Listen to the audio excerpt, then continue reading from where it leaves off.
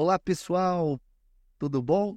Mais um podcast de Gêmeos do Mercado e hoje um convidado de alto nível, né? Vocês perceberam aqui que a gente está, ao longo do tempo, estamos elevando os convidados aqui no nosso podcast, que já está virando tradição. Bom, daqui a pouco a gente faz a perguntinha padrão pro entrevistado saber se ele sabe quem é o Pedro, quem é o Diego. Essa é a primeira pergunta de todas. Não tava no sketch, mas tá. Mas quem tá aqui com a gente hoje é o Rodrigo Exman. Depois do filme virou Rodrigo X-Men. Já peguei a dica aqui, né? Quem é ele? Ele é mentor executivo com mais de 20 anos de experiência, atualmente vice-presidente da Legal and Corporate Affairs, nível América Latina na Johnson & Johnson Medtech. Acredita e foca na filosofia de trabalho conhecida como Workation. Vamos falar muito sobre isso aqui nesse nosso podcast, acho interessantíssimo. E mais importante de tudo, ele é pai da Alice e do Luke. Fala também sobre paternidade e é um defensor ativo da diversidade, equidade e inclusão. Então, Rodrigo, seja muito bem-vindo aqui nesse nosso podcast para a gente falar um pouquinho de toda a sua história e esses pontos que eu comentei aqui. Obrigado. Maravilha, eu que agradeço, uma delícia estar aqui com vocês. Bom, já sabe quem é o Pedro, quem é o Diego? Ó, eu recebi uma dica aqui que serve de dica para vocês.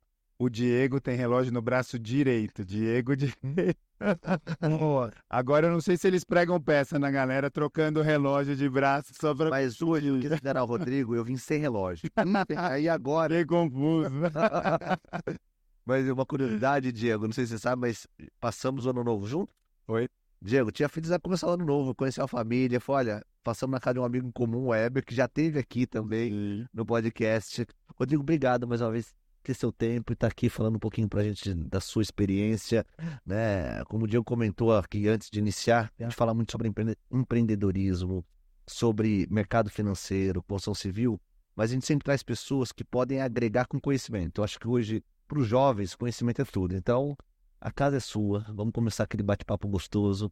É isso, né? Beleza. Tem alguma coisa a mais para apresentar do Rodrigo? Não, eu tenho aprendido muito com vocês, com os convidados, é uma delícia escutá-los e é muito gostoso estar aqui hoje. Bom, Rodrigão, se apresenta para o pessoal te conhecer um pouquinho.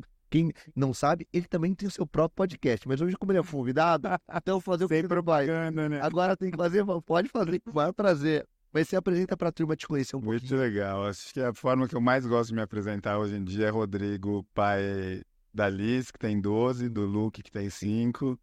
E sabe que trabalhando em casa eu sempre falava das crianças. Um dia assim, minha esposa falou: e eu, você não vai falar de mim? Então, casado com a Cia há muitos anos, nos conhecemos no trabalho. E posso comentar um pouquinho disso depois. E tô aí nesse mundo corporativo já há muito tempo. Sou apaixonado pelo que eu faço, sou apaixonado pelo trabalho. E nesse caminho fui aprendendo e me envolvendo em outras coisas. Acho que paternidade é uma, diversidade é outra, a gente vai falar um pouquinho sobre isso. E liderança e carreira. Graças a Deus tive a oportunidade, pelo trabalho, de viajar o mundo, de viver um pouco em Dubai, de viver um pouco nos Estados Unidos, de conhecer gente muito interessante, muito bacana, de conhecer minha esposa. Então, esses são os temas que junto com vocês aqui, que falaram, putz, qual que é o objetivo? O objetivo é compartilhar histórias. Eu tenho esse objetivo também, porque eu acho que quanto mais a gente aumenta nosso repertório, mais a gente aprende, né? Juntos, e amplia o nosso olhar. Sempre. Eu queria começar, então, umas perguntas diretas. A gente sempre convida pessoas que se destacaram na sua profissão, né? Nitidamente, você é um caso de destaque, né? São hoje vice-presidente da Johnson & Johnson, uma companhia que todo mundo conhece, não só é o Cotonete, né? A gente brinca, né? Mas conta para mim, Rodrigo, e para quem está ouvindo, como que é trilhar uma carreira dentro de uma empresa? Qual que é o segredo para você ter uma carreira de sucesso numa grande companhia como é a Johnson & Johnson? Porque hoje o jovem, a gente fala muito, falamos em outros podcasts sobre o imediatismo. Eu imagino quanto você teve que esperar para uma promoção de uma fase para outra. Então eu queria que você contasse um pouco sobre isso. Como é fazer uma carreira numa empresa tão grande, né, como é a Johnson & Johnson? Legal. Bom, primeiro que eu digo que eu estou aprendendo ainda, né? Que as coisas são sem fim, né? Eu acho que a gente continua aprendendo. Mas quando eu olho para a minha própria história, ou quando eu olho para outras pessoas que eu conheço que estão bem, é difícil falar até sucesso, né? Porque a definição de sucesso, ela é muito variável e eu acho que ela é muito individual também. mas pessoas que gostam do que fazem e estão crescendo, e estão realizadas. Eu acho que tem algumas coisas, e a principal, talvez, que eu vejo hoje, eu ouvi, acho que foi a doutora Luciana que esteve aqui com vocês, falou gostar de pessoas. E eu acho que isso é algo super importante mesmo, você realmente curtir outras pessoas e conseguir vibrar por outras pessoas, né? Especialmente por um caminho de liderança. Eu acho que a principal transição que aconteceu comigo, que eu vejo com outras pessoas, é dar essa virada de chave, né? De você reconhecer que o seu papel passa a ser de fazer outras pessoas brilharem e não você mesmo, né? Que o seu reconhecimento e a sua recompensa, ela vem de forma diferente, vem pelo sucesso e pelo brilho dos outros. Então, essa eu acho que é uma das coisas, e a outra, que depois a gente vai falar um pouco mais do workation também, eu acho que é se divertir. Fui ver a sala de vocês agora e eu acho que ia ser legal vocês mostrarem no episódio. É cheio de Lego.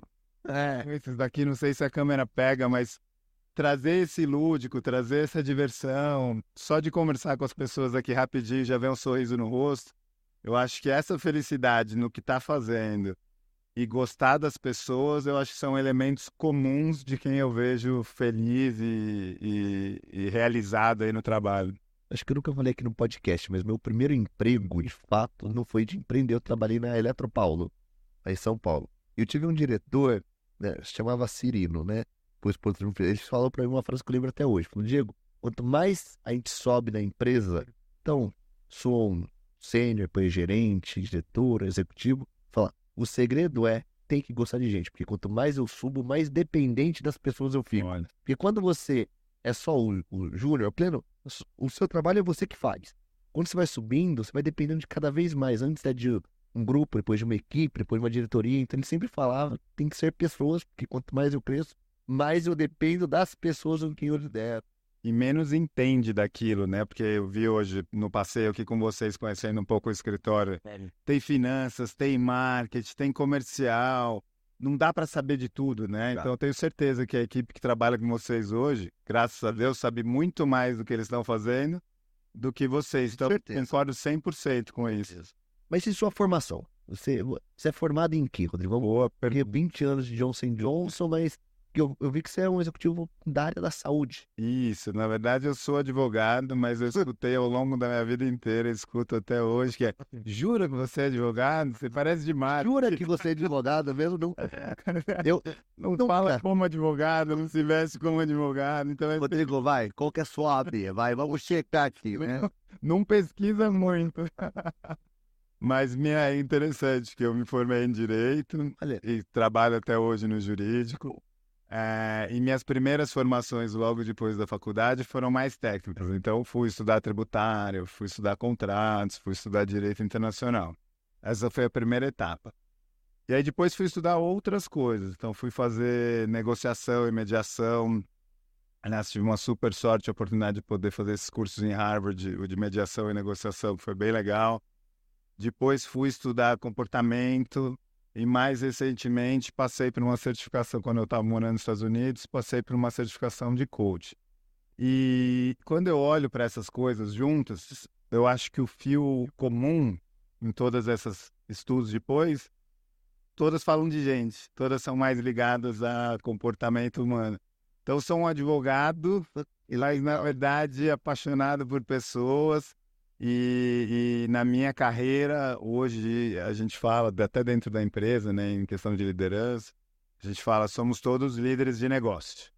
Com conhecimento comercial, com conhecimento financeiro, com conhecimento jurídico, com conhecimento em compliance, mas somos todos líderes de negócio. E é assim que hoje eu me vejo, né, nesse papel mais de, putz, como é que a gente vai nesse caminho de mudar a vida do paciente, transformar a saúde no Brasil, do que realmente o aspecto puramente jurídico daquilo. Você falando, Rodrigo, eu gosto muito de ser direto para quem escuta a gente. É legal ver o quanto que você foi buscando conhecimento, né? Eu acho que, eu sempre gosto muito dessa palavra, né? O sucesso é uma consequência daquilo que a gente planta, né? Só colhe quem planta. Você me falou aí de inúmeros cursos que você foi fazendo. Acho que tudo isso somou para você ter um reconhecimento, ou seja, um respeito de quem está com você. Puxa, o Rodrigo detém um determinado conhecimento, posso confiar nele. Eu acho que é uma dica para quem está aqui sempre buscar conhecimento. O que você acha? O que você... Eu acho super, e vou acrescentar, porque eu não falei, mas eu acho que aí tem algo mais importante ainda nesses estudos e conhecimento, que é o autoconhecimento. Então, nesse caminho, por exemplo, fiz terapia várias vezes, fui fazer 2 retiros espirituais. Então, tem um investimento muito de se conhecer também, né? Então, eu fiz a brincadeira e vocês tiveram a reação, é de verdade ser advogado? Ao longo da minha carreira, por exemplo, eu ouvi muito: você não pode ser assim, você é advogado, você não pode ter o cabelo assim, você não pode falar assim, você não pode rir tanto, você é advogado, né? Tinha o estereótipo do advogado sisudo, de briga, né? Advogado que briga. Contratos, né? Enfim, tinha todo um estereótipo que ao longo da vida eu fui e tentei até ser outra pessoa, tentei ser um outro estilo, tentei repetir alguns líderes que eu vi, assim, mais sérios, né? Que eram bons. E foi muito esforço para pouco impacto. Então, eu acho que o processo de autoconhecimento também, de saber quem é você, do que você gosta, do que você não gosta, eu acho que ele é muito importante para você ficar tranquilo com essas coisas também. Você que bacana. Eu acho que o autoconhecimento, a gente nunca falou disso aqui, né? Não. É um tabu também. Eu vejo muita gente falar terapia. Assim, eu tenho uma curiosidade, eu faço terapia. O Diego, tô tentando levar o Diego na terapia. Diz ele que acredita que eu sou preconceito. É o famoso eu não preciso. Não precisa, ele tem um certo preconceito. Sabe por que eu não preciso? Porque ele já faz. Já faz pelos dois. Mas eu mudei muito, né? E a Nívia, a minha esposa, que me obrigou, que cuida da minha agenda, né? Incentivou fortemente. Fez um diferencial para mim. Como lidar com pessoas, como me conhecer, meus pontos fortes, meus pontos fracos. É muito legal. A gente pode até um dia fazer um podcast disso, isso é muito legal. Bom, já fica a dica. Minha esposa é psicóloga. Gentil, mas já fica a dica. Mas é bom começar bem desde pequeno, na brincadeira. Isso, é verdade. Deixa eu aproveitar, acho que um dos temas até que nos fez convidá-lo é falar sobre workation. Acho que é tão legal quando eu comecei a olhar um pouquinho. Você puder explicar aqui pra gente um pouquinho o que é essa ideia com o modelo de trabalho workation, e eu mesmo não conhecia. Eu vou contar a história. Pouca gente conhece e quando eu falo, pouca gente se convence. Mas é um bom advogado, vamos ver. Então, primeiro a história do porquê workation, né? Eu morei em Dubai e quando eu morava lá, a gente morava num lugar super turístico, bonito, nossa vista era de frente para o mar, vista para aquela roda gigante que, como tudo em Dubai, passou a ser a maior roda gigante do mundo e tudo mais. Enfim, eu devia estar lá uns 2 anos e uma amiga minha aqui do Brasil, a gente batendo um papo, e ela falou: Rô, de brincadeira, ela falou: Rô, há quanto tempo você está de férias aí em Dubai? Aí eu falei: há 2 anos. Aí eu parei para pensar em todas as minhas experiências profissionais, e na verdade antes, e eu vi o desenho das crianças na sua sala, minha mãe me levava para o trabalho dela também, e era muito gostoso, a galera brincava, dava papel e caneta para desenhar, eu fazia aviãozinho de papel. Putz, e aí me trouxe essa lembrança desde dessa fase de ver meus pais trabalhando e gostando do trabalho, até minha primeira experiência profissional fazendo estágio, que foi muito legal, com um cara que é meu amigo até hoje, que eu sou padrinho da filha dele, é padrinho da minha filha, enfim, todas as experiências profissionais foram tão legais que eu olhei para trás e falei: eu tô de férias há 20 anos. Não são 2. Porque a sensação, e eu gosto tanto, que legal, que isso para mim é férias. Bom, aí veio a ideia de falar: nossa, workation, a mistura do trabalho com vacation. Aí veio um slogan na minha cabeça: enjoy your work as you enjoy your vacation. Aproveite seu trabalho como você aproveita as suas férias. E aí cheguei aqui animadão, igual estou falando para vocês assim, falei para uma amiga minha que chama Lu, né, desse conceito, ela olhou para mim assim, ela falou: eu gosto muito do meu trabalho, mas não se compara com vocês. Falei: justo. Ela falou: não sei que tipo de férias você está tirando. Aquela com o avião atrasa, né? Parece que o meu trabalho. E legal você ter falado isso do avião atrasa, porque eu acho que nas férias tem um monte de perrengue, né? Sem número. Atrasa, às vezes a gente toma golpe, perde voo, cancela voo, é um lugar de verão e tá chovendo. Mas por alguma razão, nas férias, quando a gente olha para trás, a gente dá um significado legal. Lembra aquela vez que cancelou um voo e a gente tem que ficar morto? É verdade, não é falado. Pro a camiseta da lojinha, que foi engraçado. É verdade, é mais leve. É mais leve. E o trabalho, eu acho que a gente tende a fazer o contrário. Mesmo que é bom, a gente tende a falar, não, mas é pesado porque é trabalho, muita gente. E aí veio essa ideia do workation, muito nesse sentido de compartilhar e aprender histórias, de falar, ó, tem coisa boa e tem coisa não tão boa, como é que a gente valoriza o que é bom e o que não é tão bom, como é que a gente lida. Então, uma forma que eu encontrei de explicar ou de provocar uma reflexão são com 3 perguntas. E as 3 perguntas são, a primeira é, o que te tira energia no seu dia, no seu trabalho? O que te dá energia, que é aquilo que te dá muito gás? E a terceira pergunta é, como você faz mais daquilo que te dá energia e como você faz menos daquilo que te tira energia? Que legal. Tô pensando. Eu tô pensando mais no que me tira energia aqui. Eu tô pensando que a nível da energia é longa, é longa. A lista do que tira é longa, o duro da achar o que dá. Mas agora pensando nessas perguntas, como que eu respondendo ou fazendo essa autorreflexão vai transformar o trabalho em férias? Boa. Aí, de várias maneiras. Primeiro que, assim, o que talvez te tire energia, talvez seja algo que o Diego goste, que dê energia para ele.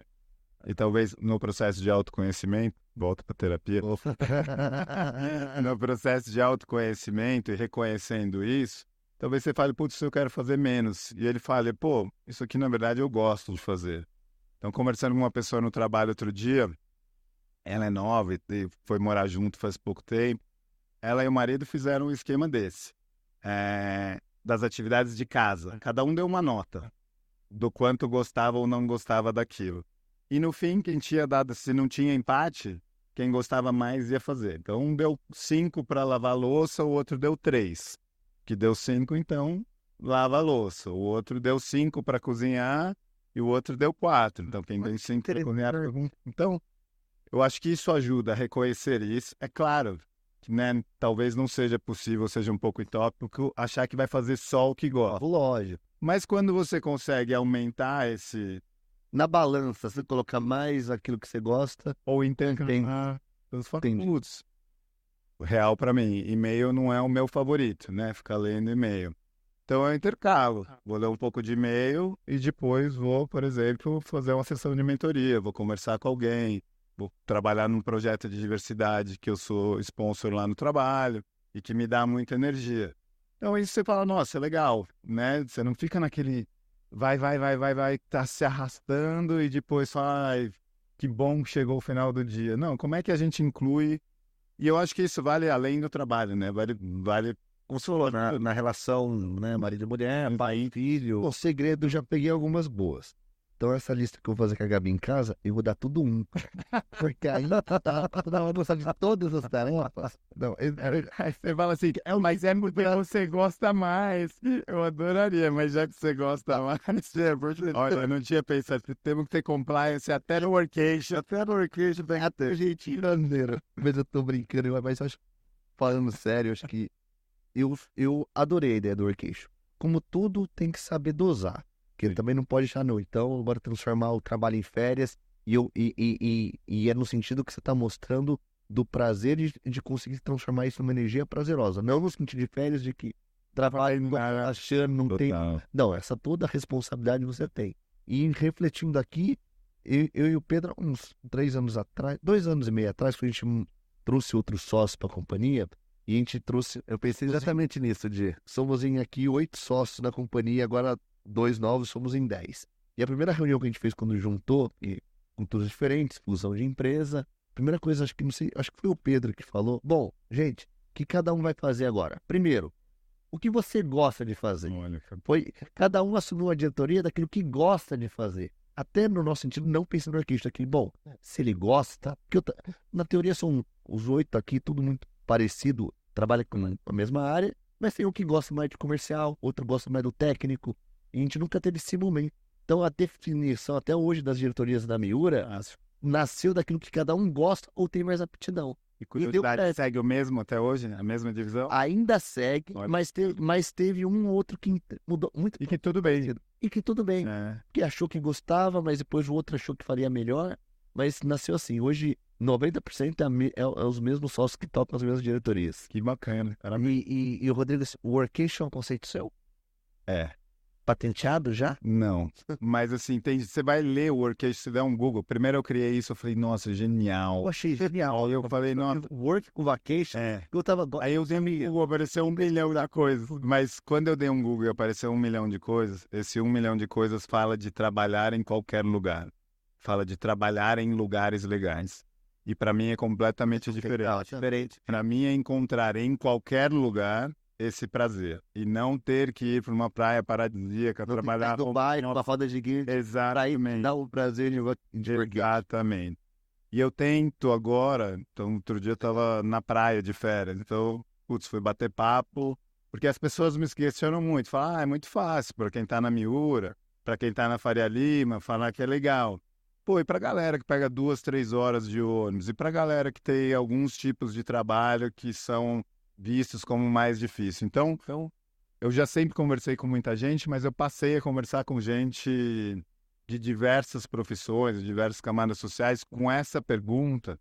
E o que eu confirmei, não é uma descoberta para mim, é que você tem gente feliz e realizada em todas as profissões e camadas sociais, e você tem gente infeliz e doente com burnout na Faria Lima, com grande poder aquisitivo. Então, eu acho que tem um pouco de tudo em tudo. Então, o estereótipo talvez ele exista e seja mais difícil em determinadas camadas sociais ou em determinados tipos de trabalhos, mas é possível. E ouvindo vocês, a ideia dos gêmeos do mercado, eu acho que parte do propósito de compartilhar a história é esse. Vamos aprender com todas as histórias. Eu e o Diego sempre gostamos de pessoas, né? A gente se identifica muito com esse seu conceito, que te ama pessoas. Tá com pessoas, conversar com pessoas diferentes. Isso acho que é o que me dá energia.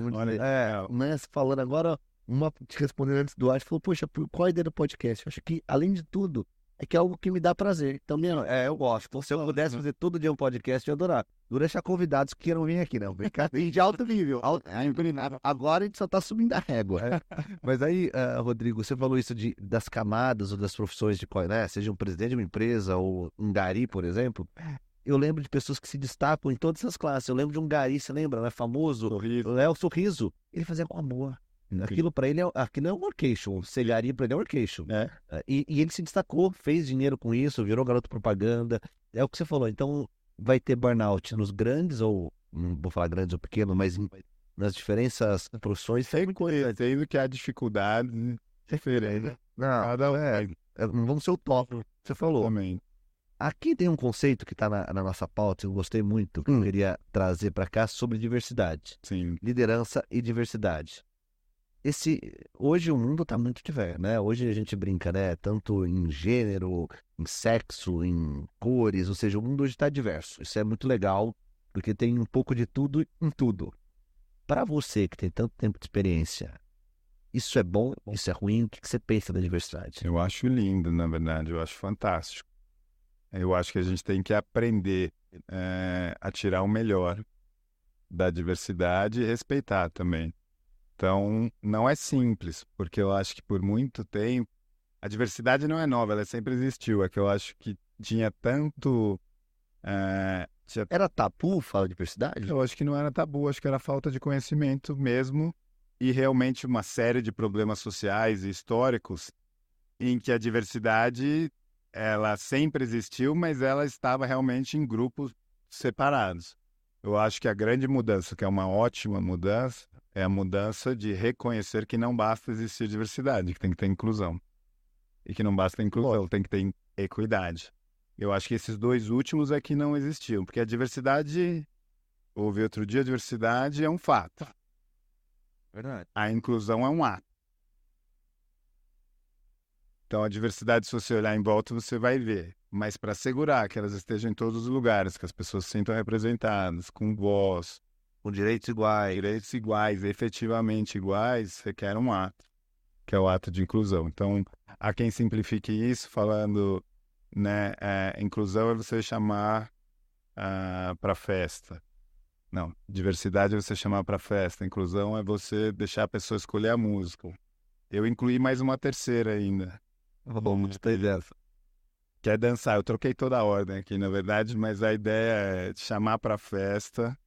Aí a pessoa fala, inclusão é a pessoa poder escolher a música, e eu acho que tem que ser um passo a mais, que é realmente a pessoa estar se divertindo e se sentir parte daquilo. E não, eu tô aqui de convidado, eu também sou parte dessa festa. Porque também hoje tá muito. Quando se fala da diversidade, às vezes eu falo. Às vezes eu gosto desse conceito ESG, diversidade. Todo mundo fala que tem, mas de fato fazer o ato de. É diferente, porque é bonito falar de diversidade, é bonito falar desses conceitos, mas você põe na prática, que eu acho que é mais difícil, né? Eu falo que, mas a primeira coisa eu acho que é reconhecer. Eu falo um teste simples que é o teste do pescoço, né?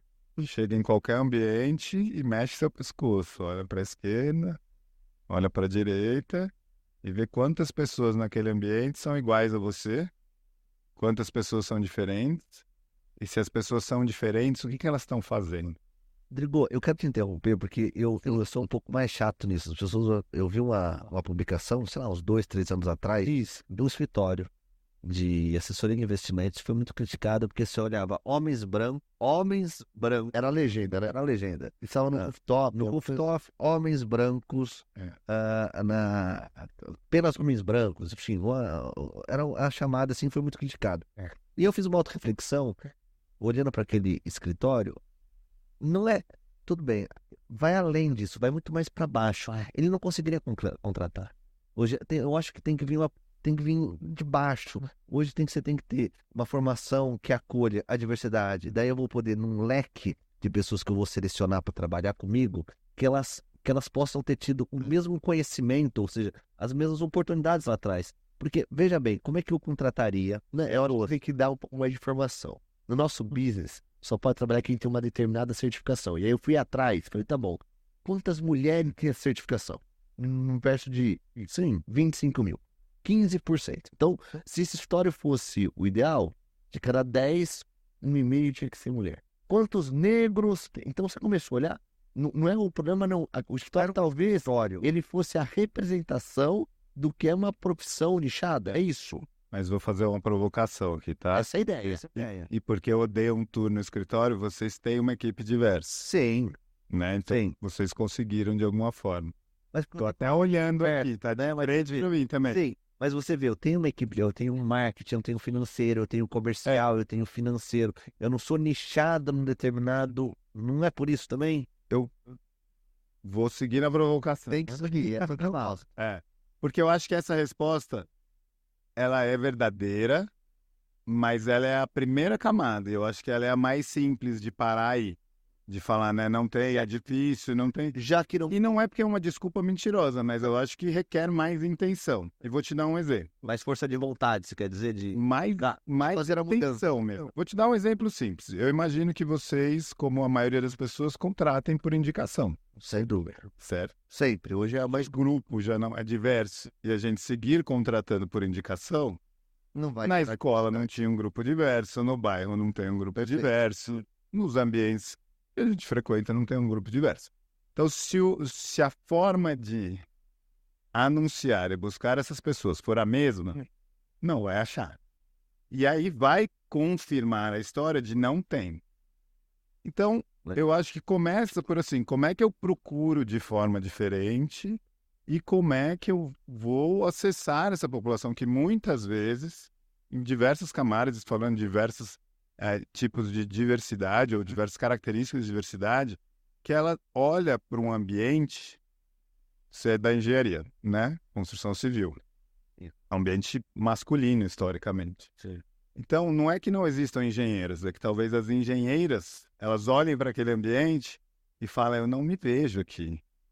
Aí talvez ela entre, e aí talvez o ambiente seja hostil com piadinha, hostil com brincadeira, hostil com, você vai engravidar, hostil com você vai sair para buscar o filho, igual eu vi sua sócia agora, super legal, saindo na boa, falando, eu preciso buscar as crianças, tudo bem, porque vocês como pais fazem isso também. Então, se ela entra e não se vê naquilo, ela sai. Então, assim, de fato não é simples, porque se fosse simples já estava resolvido. Mas eu acho que a provocação é não parar nessa primeira camada e ser muito intencional de falar o que a gente tem que fazer de diferente para que o resultado seja diferente. E vai sim chegar numa situação que talvez não tenham pessoas qualificadas da forma que precisa hoje. Aí você fala assim, será que a gente não tem um papel de investir? Perfeito.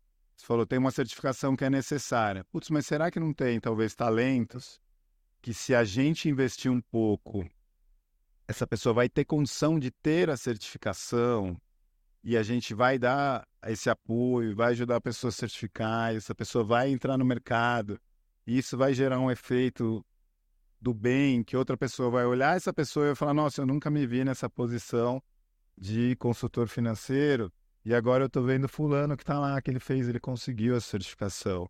Trabalha lá na Miura, que é super bacana, então talvez eu possa trabalhar na Miura também, eu quero.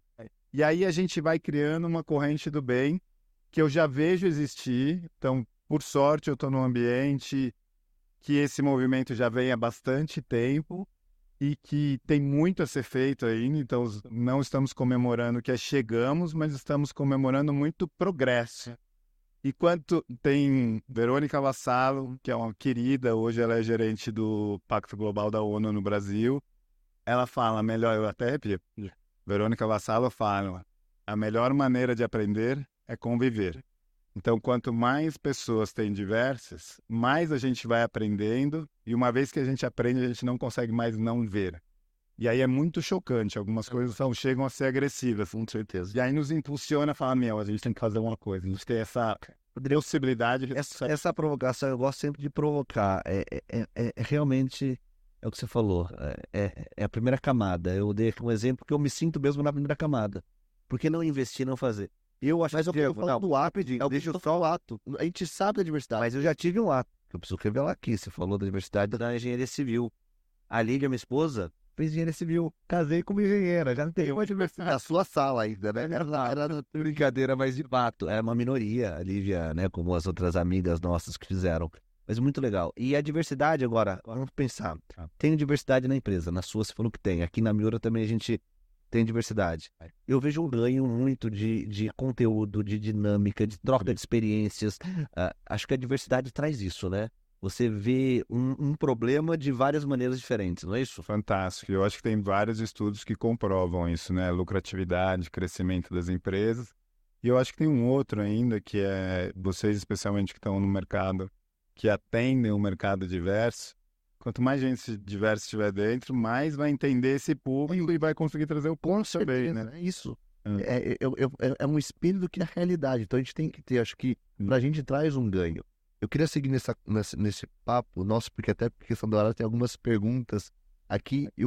Tinha uma aqui que eu quero fazer pro Rodrigo, mas depois eu quero que você fale da geração mais jovem que você viu do 60% das pessoas, sabe aquela pergunta, né? Sim. Mas pergunta daqui a pouquinho, deixa eu só seguir aqui, porque ele comentou muito das mulheres. Você é um defensor da liderança feminina, né? Acho que por conta da esposa que empreende. Fala um pouquinho disso também, porque acho que pra gente matar esse assunto da diversidade, porque no nosso público aqui, principalmente, né, engenharia civil e mercado financeiro, é um mercado extremamente ainda de homem. Eu não falo que é machista, porque acho que machista ainda aqui nós somos de homem, mas não somos machistas. Mas é um ambiente muito masculinizado ainda. Sim. Para mim foi um aprendizado, né? Minha mãe, ela sempre trabalhou. Depois, quando eu comecei a trabalhar, naquele primeiro estágio que eu mencionei, minha primeira chefe foi mulher, minha segunda chefe foi mulher, minha terceira chefe foi mulher.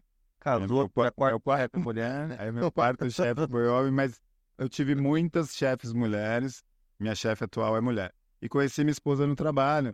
Então, eu via estudos e dados falando das dificuldades da carreira da mulher, falando questões salariais, questões de licença maternidade. Mas quando eu olhava no meu ambiente, parecia que aquilo não pertencia ao meu ambiente. Parecia, isso acontece, mas não é aqui, deve ser em algum outro lugar. Até que minha esposa engravidou. E quando chegou a hora dela voltar, depois da licença maternidade, ela falou, eu não vou voltar. Eu preciso abrir meu próprio negócio para ter mais tempo para ficar com a Liz. E aquilo para mim foi assim, eu nem por um segundo tinha pensado em deixar meu trabalho. E eu conheci minha esposa no trabalho, eu sabia o quanto o trabalho para ela era importante. Foi a primeira vez que eu realmente reconheci que tinha algo diferente. Que eu falei, tem algo diferente aqui que eu não estou enxergando. e que eu preciso abrir meus olhos para e aprender mais e ir atrás. Então, foi aí que eu comecei a falar, putz, como é que eu aprendo? Como é que eu participo? E desde então, venho participando de grupos de liderança feminina com mentoria, com educação. Em Dubai, a gente começou um projeto de mentoria que começou, acho que com 6 mulheres, e hoje acho que mais de 300 mulheres já foram tocadas por esse programa. Então, de novo, a história a melhor maneira de aprender é conviver, como diz Verônica Vassalo. Eu acho que quando a gente tem experiência e aprende determinadas coisas, você não consegue não olhar mais. E ao perceber e olhar, eu fui atrás de aprender e sigo aprendendo até hoje. E eu acho muito legal, né? Em casa eu tenho a Lívia, minha esposa, que abdicou da carreira, escolha própria dela para cuidar da Bela e da Malu, mas hoje as duas já estão, né? Uma com 5 e 2 anos, a Lívia já tem aquele desejo de voltar, que é natural. Eu não me imagino, sinceramente, eu amo o que eu faço. Né? Eu não me imagino eu tendo essa abdicar, né, por algo. E hoje eu tento, né, e sou muito mais companheiro dela, buscar as crianças, levar um esporte, para ela ter um tempo para ela no mercado. Agora ela está voltando para o mercado, as crianças ficam um pouco mais na escola, mas é legal olhar isso, né, porque a gente tem o conceito, né, que é a mulher que tem que ficar em casa, né? O homem é o provedor financeiro e a mulher tem que ficar de casa. Às vezes era cultural e não é porque foi que tem que ser. A gente tem que mudar. O Rodrigo comentou que sempre trabalhou com chefes, né? Minha esposa é o caso contrário. Minha esposa, quando ela engravidou nosso primeiro filho, ela perdeu, estava no trabalho, e aí, segunda vez que estava no trabalho, perdeu o segundo, então, e aí ela falei, não, amor, acho que é melhor você sair do trabalho. Eu falei, não, eu quero continuar. E total decisão dela, não tem nada a ver no trabalho, era no escritório, e aí engravidou do José Francisco e tirou, lançou essa maternidade e tudo. A primeira coisa que ela fez quando voltou do licenciamento foi ser demitida. Isso é padrão das empresas ainda. E, infelizmente, claro, não vou citar aqui o nome da empresa, e ela ficou muito chateada. Porque não é que ela foi uma má funcionária, uma má gerente. É verdade. As empresas têm esse hábito de achar que, porque a gente está contando só casos bons, mas se você for ver a realidade, quantas ela me contou, a Gabi, de entrevista, que a primeira coisa que perguntou pra ela, você tem intenção de ser mãe? Pergunta isso para saber. Então, assim, eu acho que essa questão do feminino ainda tem muita coisa ainda que ser melhorada. Em casa a gente teve isso, a Gabi ainda não voltou, porque a Heleninha tá pequenininha, mas ela quer voltar, mas ela se sente que ela ficou muito tempo fora. E talvez para voltar para ela vai ser mais difícil, porque ela teve assim, quebra de que ela acha que não era competente por ter sido mãe. Tá aí. É muito pesado. Você olha isso, mas aqui em defesa da Gabriela, hoje eu só sou o que eu sou, porque tem um assistente em casa que cuida, né? E tem que reconhecer também todo o peso. E já parei disso aqui. Eu não aguentaria um mês o trabalho dela. Eu juro por Deus que eu não aguentaria um mês. A Lívia fala, você não aguenta 24 horas. Um mês é muito. Eu não aguento uma semana. Quando a gente morou fora, a minha filha perguntou para minha esposa, falou, mamãe, você trabalha? Porque quando a gente morou fora, minha esposa parou de trabalhar fora, né? Sou muito cuidadoso em falar de parou de trabalhar fora, porque o trabalho dentro é gigante. Não, o trabalho que tem hora extra. Nossa, trabalho de casa. Ela perguntou, mãe, você trabalhava em empresa igual o Baba? Aí minha esposa falou, trabalhava. E foi quando eu menos trabalhei na vida. E é um trabalho de casa, ele é pouquíssimo reconhecido. Pouquíssimo. Né? Então, essa história que você contou da sua esposa, infelizmente, ela ainda é a realidade de muita gente. E a gente está numa bolha, né? Os casos bons que a gente conta, eles pertencem a uma bolha. Né? Eu queria até fazer uma autocrítica para nós. Eu melhorei muito depois que eu fui pai. Ah, sim, de certeza. Porque essa questão, puxa, uma colaboradora falar, tem que sair porque meu filho está doente. Você não tem noção do que é isso, um filho doente. Mas toda semana o filho fica doente. Puxa, trabalho não é importante? Não, só o parênteses. Fica doente depois que tá na escolinha, porque escolinha nunca vi isso, pelo amor de Deus. Né? Brincadeira, mas eu acho que eu melhorei muito.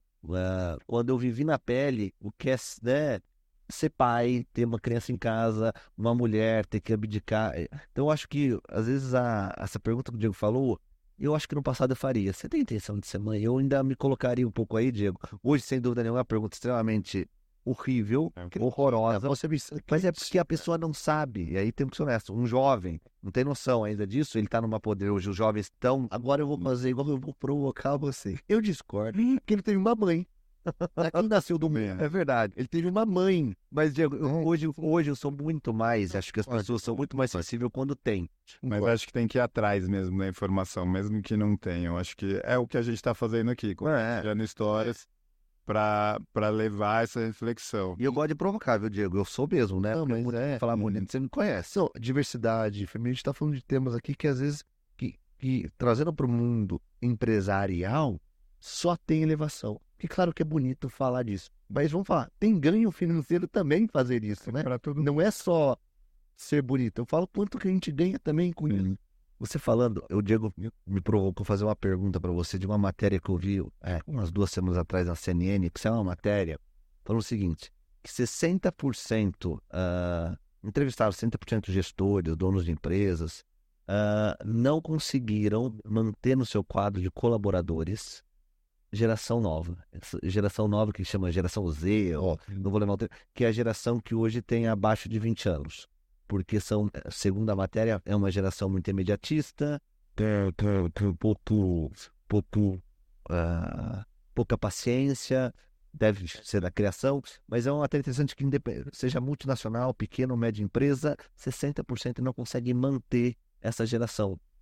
Eu queria que você comentasse um pouco disso, porque me chamou a atenção. E acho que vale também, e tô vendo muita empresa no movimento também de trazer pessoas 50 a mais ou manter, porque também quando a gente olha para o mercado, Mudou. parece que acontece alguma coisa que determinada idade não tem mais espaço também, o que é muito, muito ruim também, e talvez em causa própria, porque eu esteja me aproximando.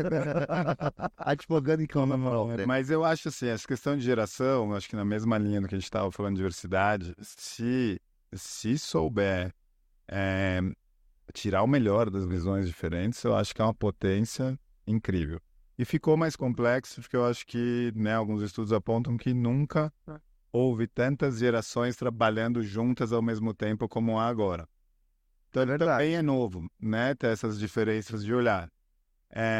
Algumas características atribuídas às gerações, eu não sei se eu concordo como estereótipo, assim. Talvez seja uma característica maior ou não, mas a questão do imediatismo, a questão do crescimento, né? Acho que antes, talvez em outras épocas, você crescia e por tempo, né? X tempo de carreira era promovido. Hoje, eu acho que independente da geração, todo mundo tem um desejo, digamos assim, de crescer em períodos mais curtos. Esses mais curtos, tem gente que acha que é 6 meses, tem gente que acha que é 1 ano, 2, 3, então é difícil dar um número. Mas eu não sei se é por conta das gerações ou se é o momento em que estamos, em que todas essas gerações têm expectativas. Não pensei dessa maneira. Flexibilidade é uma, né, que eu acho que em um determinado momento a gente fala, home office é coisa da geração nova. Passamos o mundo inteiro por uma experiência que agora meio que todo mundo tem uma opinião sobre isso, mas já não é, você pode gostar ou não gostar, X dias no escritório, X dias em casa, mas meio que todas as gerações falam assim, um pouco de flexibilidade, pelo menos, é incomum para todo mundo. Então, não sei, talvez por olhar, eu tenha por tendência procurar primeiro o que nos une, o que é comum. Legal. E depois vai as diferenças, mas não as diferenças para nos afastar, mas como é que o que você vê diferente, que eu vejo diferente, que você vê diferente, nos ajuda a ampliar nosso olhar, porque não vai tá certo e tá errado. É um olhar, né? Talvez a gente tome uma decisão de seguir num ou no outro caminho, mas todos os olhares vão ajudar a gente, talvez, a tomar a melhor decisão. E aí volta, porque tem um grupo diverso. Esse grupo diverso nos ajuda a tomar melhores decisões. Eu acho que a gente está chegando aqui ao fim, né? Já recebemos aqui nosso ponto. Mas eu queria, Pedro, para a gente encerrar, eu faço uma pergunta, você faz a outra, depois o Rodrigo faz considerações finais para a gente terminar. Boa. A gente tá falando, você tá dando vários exemplos. Agora eu vou te provocar, porque você tá falando coisas muito bonitas aqui. Mas você é mentor. Você falou que você gosta dessa mentoria. Para você, qual que é o maior desafio que você encontra com talentos? Qual que é a dificuldade? Hoje você falou muito, poxa, eu consigo, isso é bonito, mas passando esses 20 anos, qual que é a grande dificuldade quando você atua como mentor, não só com essa geração nova, ou com pessoas? Qual que é a grande dificuldade para você? Eu acho que uma grande... a gente falou também que a questão do autoconhecimento. Eu acho que nem todo mundo está aberto a se olhar. Eu acho que a gente se acostumou e cresceu falando do outro. Meu chefe tem que mudar. Meu amigo de trabalho É mais verde. grama do vizinho. Tem um episódio do outro podcast que é a grama do vizinho. E a gente se acostumou muito a falar do outro, seja nas nossas relações pessoais, seja no trabalho. E um tema que eu gosto muito é a comunicação não violenta, que tem um livro super legal, que apesar do nome, ela basicamente fala assim, o que que eu sinto, qual que é a minha necessidade e como eu falo sobre isso. Porque geralmente a gente fala, pô, você chegou atrasado, você é responsável. A outra maneira de falar sobre isso é falar assim, Diego, você chegou atrasado e para mim é realmente importante que você chegue no horário, porque quando você chega atrasado, ou eu não consigo conversar tudo o que a gente precisa, ou eu vou atrasar minha próxima reunião. Diferente. Mas o recado foi o mesmo. A primeira você vai reagir, vai se defender, porque naturalmente você não se sente responsável. Talvez tenha tido um motivo para você chegar atrasado. E eu tô falando de você. Na outra eu tô falando de mim. Você pode gostar ou não gostar, mas é o meu sentimento e a minha necessidade. Então, quando eu faço mentoria, eu acho que todas as mentorias costumam da pessoa falando de alguém. Ou do ambiente, ou do chefe. E aí eu falo, a gente pode até falar dessa pessoa, mas não vai adiantar nada pra gente, porque essa pessoa não tá aqui. Vamos falar de você? O que você tá sentindo? O que você quer? E essa é uma pergunta super legal também, porque quando a gente fala de carreira, eu acho super legal isso, né? A primeira pergunta que eu falo para as pessoas, e eu fiz essa pergunta hoje, é: mas o que você quer? E geralmente as pessoas travam, porque ela fala assim: mas não é você que vai me falar o que eu quero, o que tem que fazer? Não, é você que tem que chegar nisso. Então nesse desenvolvimento de talentos, seja pela gestão ou nas relações de mentoria, a maior dificuldade que eu vejo hoje é essa questão do autoconhecimento, da pessoa estar realmente aberta a se olhar, e o passo seguinte é de assumir o seu papel nisso, a sua própria responsabilidade, e não delegar essa responsabilidade para alguém, para o sistema, para a empresa, para quem trabalha em multinacional, a matriz. Tem umas entidades, né, que a turma cria assim que ninguém sabe quem é. Então, acho que esse é o maior desafio. E ele não é pequeno, ele é enorme. Rodrigo, eu vou aqui pedir para você falar a última pergunta. Eu gosto muito do seu podcast. Fala dele pra gente. Encerra aqui falando, convidando para quem, né, aqui para os nossos inscritos, ou quem gostou, se inscrever aqui no nosso canal, conhecer seu podcast. Legal. Podcast se chama Por que Você Faz o que Você Faz. Então, uma provocação nessa linha. Legal. Porque muita gente responde, eu faço porque eu preciso de dinheiro. Mas também, a primeira camada, só tá bom, mas você poderia ganhar dinheiro com outras formas. Então, por que você faz isso mesmo? O que te motiva no trabalho? E o objetivo do podcast, que é em conjunto com uma amiga de infância, que é a Mariana Ferrão, que é jornalista, que foi da Globo e agora é CEO da SoulMe. A gente tem esse desejo muito em linha com o de vocês, de compartilhar histórias, de compartilhar olhares, justamente porque a gente sabe que hoje tem muita doença relacionada ao trabalho, de burnout, de depressão, e a gente acredita que é importante falar disso, das dificuldades e dos perrengues, mas também a gente aprender junto quais são os caminhos para ter outras histórias. Eu particularmente acho que quem está infeliz no trabalho, mas está consciente de que é por uma razão específica, de que aquilo pode ser diferente, eu acho que está tudo bem. Mas a realidade é que muita gente está infeliz no trabalho e fala, trabalho é ruim mesmo, não tenho o que fazer, então não adianta. E aí isso eu acho ruim, bem ruim. Para a pessoa e para o ambiente em que essa pessoa está. Provavelmente ela não está dando o melhor que ela poderia dar e não está impactando. É aquela frase, né? Se trabalho fosse legal, chamava lazer, não é trabalho. Eu tinha um amigo que falava, se trabalho fosse bom, não pagavam a gente, né? E eu acho interessante porque essas falas, elas ficam na cabeça das pessoas. Como uma placa, né? Como e a pessoa vive aquilo. E tem muita gente realmente que cresceu ouvindo aquela... Eu trabalho para trazer dinheiro para essa casa, para pôr luz, para pôr comida, educação, e às vezes a pessoa cresce e fala, trabalho só serve para isso. E se for chato, se for difícil, tudo bem. Não, e assim, pena que a gente tem que terminar, mas eu aprendi muito com você hoje aqui, Rodrigo. Acho que eu e o Pedro aprendemos, foi muito legal. Falando, assim, dessa gama que a gente fez, acho que eu mais ouvi, mais queria ouvir e ouvir mais perguntas. E eu tô aqui, eu quero ouvir. Eu tô tentando responder as 3 perguntas. Se eu não fui muito atento, daqui foi culpa do Rodrigo, que fez eu ficar pensando aqui nas minhas 3 perguntas, mas nota 10, viu? Obrigado. Gente, olha, esse foi o nosso podcast especial com o Rodrigo, uma pessoa fantástica. Convido vocês a seguirem o Gêmeos do Mercado para ter mais conteúdo como esse. Obrigado pela audiência de vocês. Até o próximo podcast. Obrigado. Um abraço, pessoal. Valeu.